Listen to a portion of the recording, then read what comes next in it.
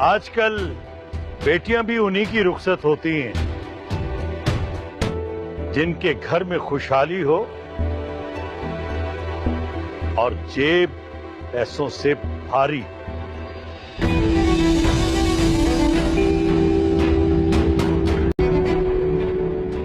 ये तो सब नसीब की बात होती है ताया अबू।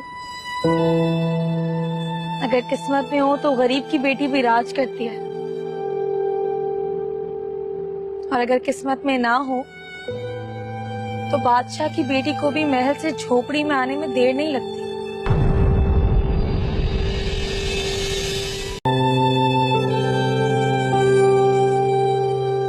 बाप अगर बेटी को माल देने के बजाय